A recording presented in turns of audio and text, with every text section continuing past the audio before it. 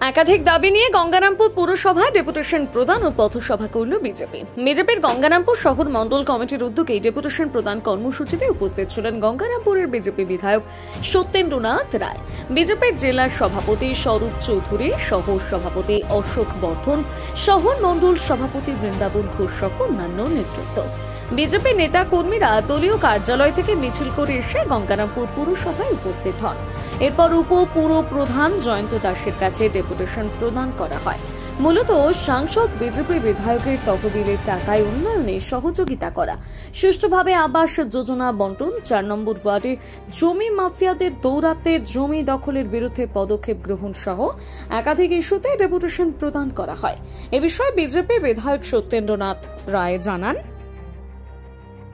গঙ্গারামপুর পৌরসভায় সাংসদ এবং বিধায়কদের সরকারি টাকা, যে টাকাগুলো জনগণের টাকা, উন্নয়নমূলক কিছু কাজ, যেমন জলের রিজার্ভার, যেমন টয়লেট, যেমন আরও কিছু বিভিন্ন রকম কাজ আছে, সোলার লাইট বা সোলার জল, এইসব কাজ করতে গিয়ে বিভিন্ন জায়গায় যারা কাউন্সিলর তারা বাধা দিচ্ছে, তারা কাজ করতে দিচ্ছে।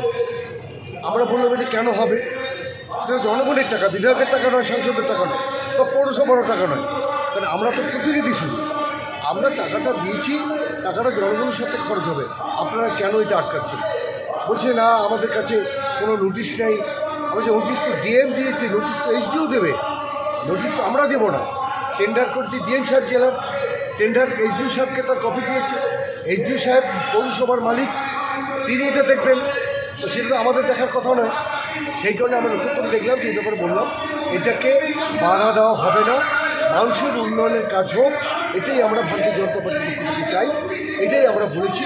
তো ওনারা বললেন যে আমরা নিশ্চয়ই এটা দেখব। তো ওনারা কিছু নিয়মের কথা বললেন যে আমাদের একটা কপি আসলে ভালো হয়, তো সেটা আমরা নিশ্চয়ই দেখব, যাতে একটা কপি আসে সরকারিভাবে, এসডিও সাহেব দেবেন যিনি পৌরসভা দেখেন, তো সেটা আমরা দেখছি। কিন্তু কাজ করতে দিতে হবে, মানুষের টাকার কাজ করতে দিতে হবে। আর কি দাবি ছিল?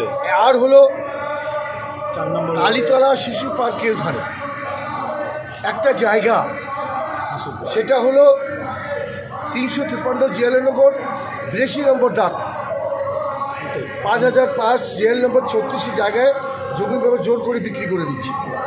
প্রায় 58 শতক জায়গা, জায়গাটা 58 শতক জায়গা, যে জায়গাটা ওরা জোর করে দখল করে প্লট করে বিক্রি করছে।